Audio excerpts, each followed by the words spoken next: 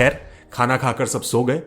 अब इसे बिजनेस की टेंशन कहें या अपने बेटे के साथ ये अनबन कहें जो हमेशा लाला जी की चला करती थी, कि सुबह होने से पहले ही उन्हें लकवा मार गया। उन्हें फेस पैरालिसिस हो गया। आधा चेहरा बिल्कुल पूरी तरह से लकवाग्रस्त हो गया, जुबान बंद हो गई। हरिदास सुबह सुबह भागकर डॉक्टर को बुलाकर लाया।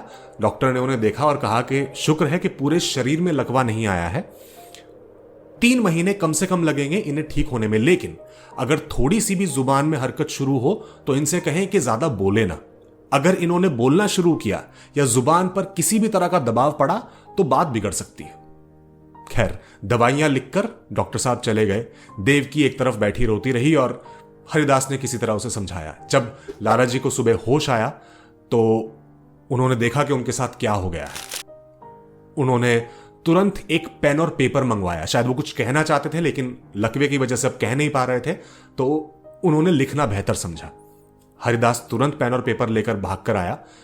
उन्होंने पेन लिया और पेपर पर लिखा, इंतजाम दीनानाथ के हाथ में रहे। दीनानाथ फैक्ट्री का अकाउंटेंट, फैक्ट्री में क्लर्क या अकाउंटेंट, हम दीनानाथ को कुछ भी मान सकते हैं।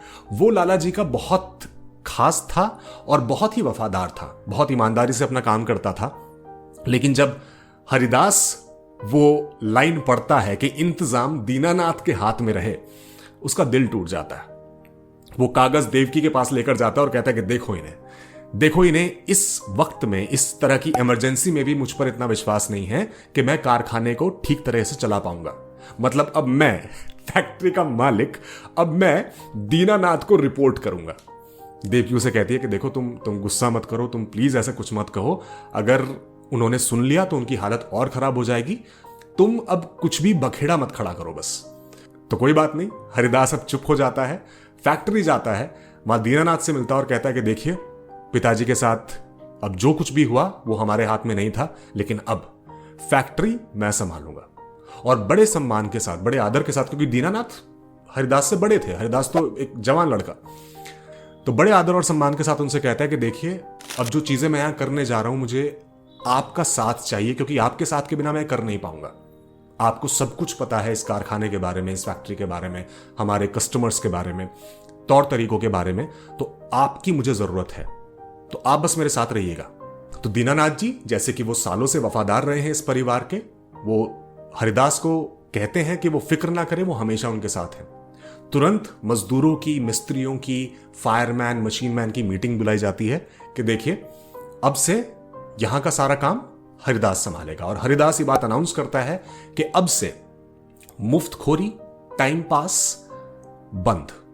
अब से काम के वक्त सिर्फ काम होगा, क्योंकि वो जानता था कि जो मजदूर थे वो आधे घंटे के लंच को 1 घंटे का बनाया करते थे, 15 मिनट के ब्रेक को आधा घंटा बनाया करते थे।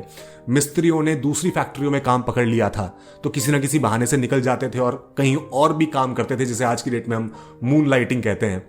फायरमैन और मशीन मैन दिन भर आटा चक्की की मशीन्स की सफाई करते थे और फिर अपना एक्चुअल काम शाम के बाद शुरू करते थे और लाला जी से ओवर टाइम लिया करते थे। और लाला जी भी वो चिकनी चुपड़ी बातों के असर में आ जाया करते थे, उन्हें ओवर टाइम और ऐसी कुछ रियायतें दे दिया करते थे। लेकिन हरिदास ने साफ कर दिया कि अब ऐसा कुछ नहीं होगा, अब काम के वक्त काम करना पड़ेगा और सभी का मुनाफे में हिस्सा होगा। अब इस बात ने सबकी आंखें खोल दी कि मुनाफे में सबका हिस्सा होगा, तो कारखाने को जितना मुनाफा हो उसमें सभी का फायदा। और बस देखते ही देखते कारखाने में काम पकड़ने लगा। 1 महीने के अंदर अंदर हरिदास इतना काम जितना पहले 1 महीने में ना हुआ करता था, उसे 1 दिन में करने लगा।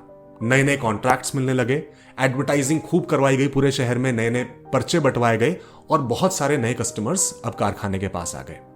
और इस 1 महीने में ही लाला जी की तबीयत भी अब धीरे धीरे सुधरने लगी। अब उनकी जुबान धीरे धीरे खुलने लगी और जुबान खुलने के साथ साथ जो फिक्र उनके अंदर पनप रही थी, अब वो धीरे धीरे बाहर आने लगी। वो दिन रात हरिदास को गाली बका करते कि मेरी जिंदगी भर की जमा पूंजी जो है वो गारत कर रहा है, सारा सत्यानाश कर देगा। मैंने कहा था कि दीनानाथ को कारखाने का चार्ज दे, लेकिन उसने अपने मन की अपने हाथ में सब कुछ ले लिया और मुझे पता है कि अब हम सड़क पर आने वाले हैं।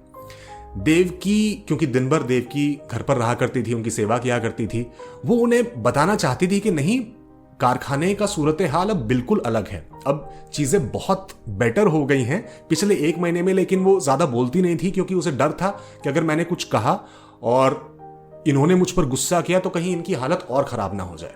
जब भी वो हरिदास को देखते थे, शाम के वक्त, सुबह के वक्त, हमेशा उसे कोसा करते कि तूने मेरा बुढ़ापा खराब कर दिया, मेरी जिंदगी खराब कर दी, मेरी सारी जमा पूंजी गर्क कर दी। खैर, हरिदास भी चुप रहता, कुछ ना कहता। लेकिन जब देवकी उससे पूछती कि तुम क्यों इन्हें नहीं बताते कि तुमने कितना अच्छा काम किया है और फैक्ट्री की अब कितनी अच्छी हालत है, तो हरिदास कहता कि मुझे कोई जरूरत नहीं अब किसी को बताने की या सफाई देने की कि मेरी काबिलियत क्या है और मैं क्या कर सकता हूं। मैंने वो करके दिखा दिया है। जब ठीक होंगे अपनी आंखों से देखेंगे कि जो फैक्ट्री पहले जो 1 महीने में काम किया करती थी उसे आज मैं 1 दिन में कर रहा हूं। आज की डेट में फैक्ट्री का मुनाफा 5 गुना ज्यादा है। हाँ, खर्चा भी 2 गुना हुआ है, नए मजदूर लाए गए हैं, नई मशीन आई है, उस मशीन की कीमत अभी मैं अदा कर रहा हूं, लेकिन मुनाफा 5 गुना है। तो हम पहले से कई ज्यादा बेहतर स्थिति में हैं और जब तक ये ठीक होकर वापस आएंगे ये खुद देख लेंगे कि मैंने क्या किया है। आशा करते हैं कि स्टोरी सेगमेंट आपको अच्छा लगा। अगर हां तो इस वीडियो को लाइक कीजिए, शेयर कीजिए। पूरी कहानी देखने के लिए नीचे डिस्क्रिप्शन में दिए गए लिंक पर क्लिक कीजिए और हमारे चैनल को सब्सक्राइब करना ना भूलें। जल्द मिलेंगे एक नई कहानी के साथ। तब तक के लिए